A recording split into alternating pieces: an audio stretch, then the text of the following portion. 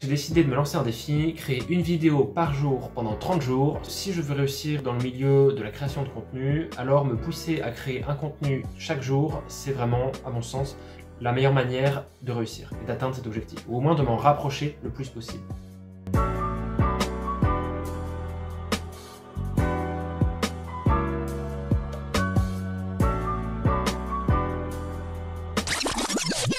Salut tout le monde, c'est Corentin, j'espère que vous avez la forme et aujourd'hui on se retrouve pour aborder le sujet des 1%, ou plutôt la règle des 1%. Alors, qu'est-ce que c'est que la règle des 1%? C'est une règle déjà, ou une sorte d'objectif en fait, qui a pour but de viser 1% de développement ou de 1% de quelque chose, d'un objectif plus loin chaque jour. Et en fait, ce qui est super intéressant, c'est que ça fait entrer en jeu les intérêts composés. Si vous connaissez ou pas, je ne sais pas trop si vous êtes adepte de la finance ou même des mathématiques, qu'est-ce que c'est que les intérêts composés? C'est des intérêts qui vont venir se superposer aux intérêts précédents et qui vont donc grossir en fait tout la somme globale en fait.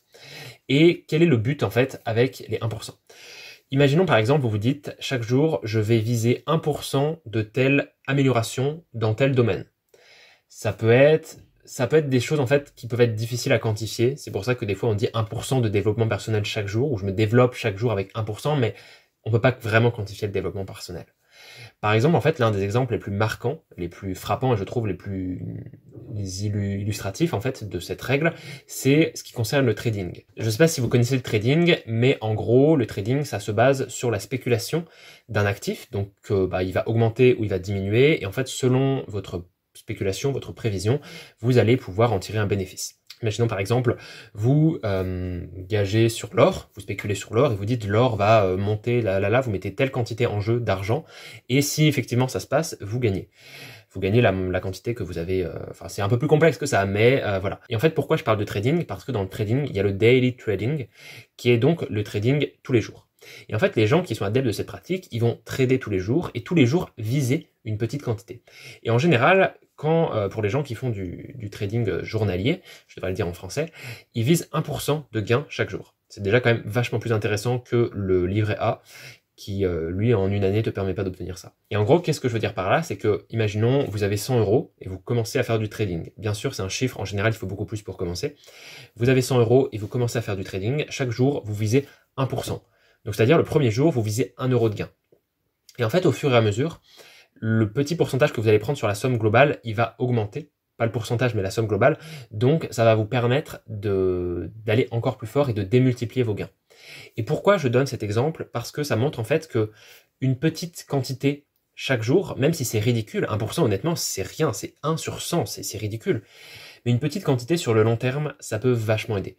Et d'où l'intérêt en fait, je veux dire, de se concentrer sur le temps et d'être patient. Du coup, on se retrouve sur mon ordi pour une démonstration, ce sera beaucoup plus imagé. Alors, on se retrouve sur Excel, du coup, pour parler de ça, et en fait, je vais vous montrer tout simplement. Imaginons, je garde l'exemple du trading, le premier jour, vous avez 100 €. C'est votre capital investi dès le départ, et en fait, le deuxième jour, vous allez faire 1% sur 100 €. Donc, qu'est-ce que vous allez faire? Vous allez faire la somme précédente, donc A1 en l'occurrence, fois 1%. Donc, deuxième jour, vous avez gagné 1 €, vous êtes à 101 €. Et là où ça va être vraiment intéressant avec les intérêts, c'est que le deuxième jour, enfin le troisième jour plutôt, vous allez faire 1% non plus sur 100, mais sur 101. Donc vous allez obtenir 102,01. Et en fait, vos intérêts vont faire qu'augmenter, je vais mettre ça sur un mois, ce qui fait que typiquement, au bout d'un mois, vous êtes à 133,45. Donc en ayant fait 1% chaque jour en 30 jours, vous n'avez pas obtenu 1 € chaque jour. À la fin, vous en avez obtenu 33. Et là où c'est vraiment super intéressant, c'est sur la durée, c'est ce que je répétais, c'est sur le temps global.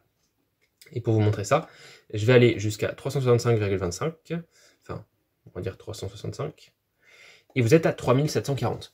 Alors, bien sûr, là, je mets ça avec des pincettes, c'est pas pour vous inciter à faire du trading, soit dit en passant, mais imaginons que si chaque jour, peu importe dans quel domaine vous faites 1%, et ben au total, en ayant commencé à 100, peu importe quelle unité c'est, 100, au bout de 1 an, vous seriez à 3740,93 409. Et qu'est-ce que ça veut dire? Ça veut dire qu'en visant 1% par jour pendant 1 an, au bout d'un an, vous avez multiplié, on va dire, votre entrée, ce que vous aviez au départ à l'origine, par 37.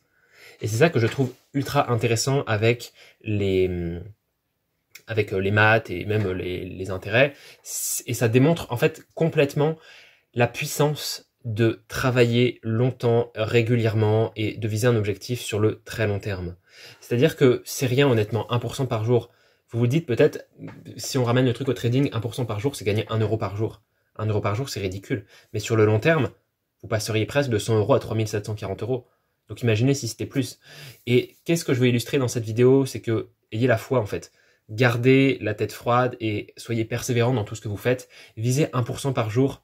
Pas vraiment plus, pas vraiment moins, parce que ça devient vraiment compliqué après. Il ne faut pas non plus viser trop. Mais restez constant dans ce que vous faites. Visez la même chose tout le temps. Visez une progression constante, droite, et puis au final, en fait, ça va être exponentiel. C'est clairement ça. J'espère que cette vidéo vous aura vraiment été utile et qu'elle vous aura appris quelque chose. Je sais que c'était peut-être pas vraiment super imagé.